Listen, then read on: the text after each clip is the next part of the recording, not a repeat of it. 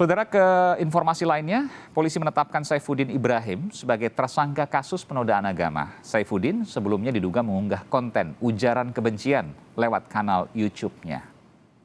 Polisi mengatakan telah memeriksa 13 orang saksi, 4 diantaranya adalah saksi ahli. Sebelumnya polisi telah menerima 3 laporan dari masyarakat soal pernyataan Saifuddin Ibrahim. Polisi mengatakan Saifuddin terancam hukuman 6 tahun penjara.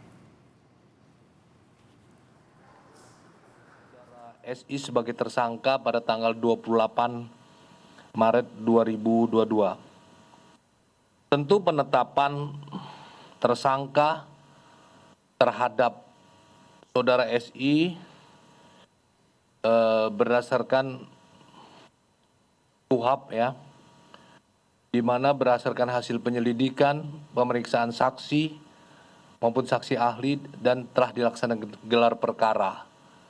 Telah ditemukan bukti permulaan yang cukup ya.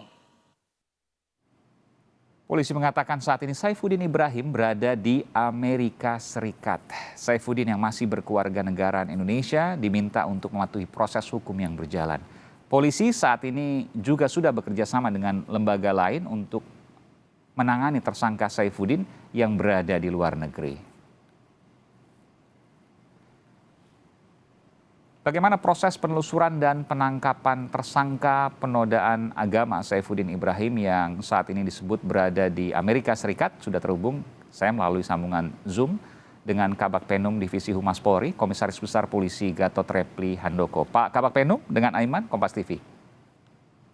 Selamat malam Mas Iman. Selamat malam Pak Gatot. Pak Gatot, saya ingin bertanya, ini hal yang menarik sesungguhnya karena sepengetahuan saya Saifuddin Ibrahim ini belum lama keluar dari penjara untuk kasus yang sama.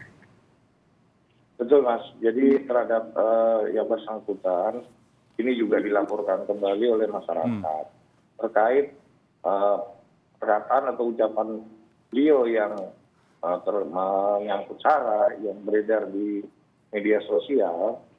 Ini juga dianggap sudah membuat kegaduhan. Iya.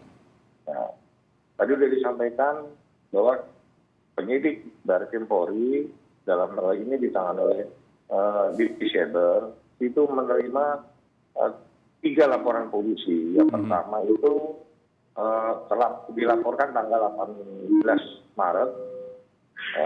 LP kedua juga masuknya tanggal 18 Maret. Nah, yang terakhir LP ketiga itu masuk tanggal 22 Maret. Jadi untuk proses penanganan ini sudah dilakukan sejak adanya laporan polisi yang masuk. Tindak lanjutnya dengan melakukan penyelidikan. Dalam proses penyelidikan tersebut, beberapa ahli dan saksi-saksi lain sudah dimintai keterangan oleh penyidik.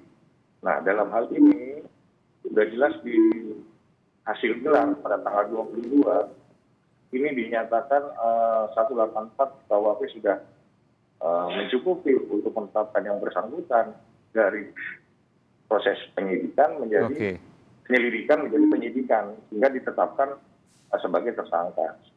Demikian Mas Elam. Pak Gatot, tadi Pak Gatot mengatakan bahwa iya betul yang bersangkutan belum lama keluar dari penjara. Mungkin Pak Gatot bisa ceritakan, jadi berapa lama ia setelah keluar dari penjara kemudian membuat dugaan yang baru dengan kasus yang sama, penodaan agama? Ya belum lama, Pak. Belum 1 tahun ya?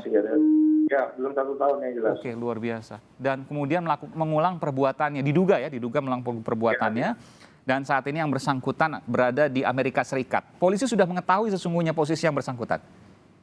Jadi dari saat melakukan proses penyelidikan dan penyidikan, tentunya penyidik juga melakukan cross check dengan menggunakan baik itu pengamatan atau pemantauan di akun YouTube yang bersangkutan sendiri, yang mengaku bahwa yang bersangkutan dari Amerika.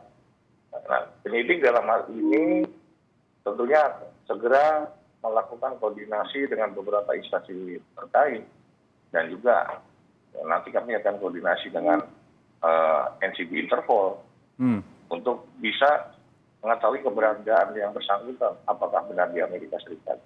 Kalaupun ada di lokasi tersebut, tentunya kita akan koordinasi dengan kepolisian sana untuk bisa dapatnya membawa yang bersangkutan apabila saat panggilan yang bersangkutan tidak hadir. Demikian. Iya, karena ada juga kasus serupa di Jerman, warga negara Indonesia, Michael Zhang kalau tidak salah namanya, yang kemudian juga sampai sekarang masih tidak dilakukan proses penangkapan. Apakah juga nanti ketika Saifuddin Ibrahim ini ketika berada di luar negeri akan dilakukan pemanggilan paksa alias penangkapan? Jadi Mas, yang terkait dengan koordinasi lintas negara tentunya tidak semudah seperti yang kita bayangkan. Ada beberapa proses yang harus dilengkapi oleh penyidik dan juga nanti pada saat kepolisian setempat itu menerima permohonan atau laporan kita untuk misalnya dapatnya menemukan atau membantu menemukan yang bersangkutan yang kemudian nanti akan kita bawa ke ini, tentu prosesnya nggak secepat itu, Mas. Terakhir Pak Gatot, karena ini mengulang perbuatan yang sama, apakah pasalnya berbeda dari pasal sebelumnya? Akan ada hal yang lebih berat atau sama saja? Jadi pasal yang dikenakan kepada yang bersangkutan itu yang jelas pasal 45 ayat 1 yaitu pasal 28 ayat 1 Undang-Undang Nomor 19 tahun 2016 ya, tentang ITE yang ancamannya itu 6 tahun. Apabila yang bersangkutan melakukan perbuatan yang sama dengan pasal yang diperkenakan saat ini, ya tentunya nanti jadi bahan pertimbangan teman-teman di JPU maupun di pengadilan untuk mengenakan hukumannya pasti berlipat. Ya. Oke, nanti akan diputuskan pada saat penuntutan dan seterusnya di pengadilan. Betul. Baik, terima kasih informasi dari Komisaris Besar Polisi Gatot Reply Handoko, Kabak Penum Divisi Humas Polri, telah memberikan informasi di Sapa Indonesia Malam. Selamat malam, Pak Gatot, sehat selalu. Terima kasih, Mas Eman.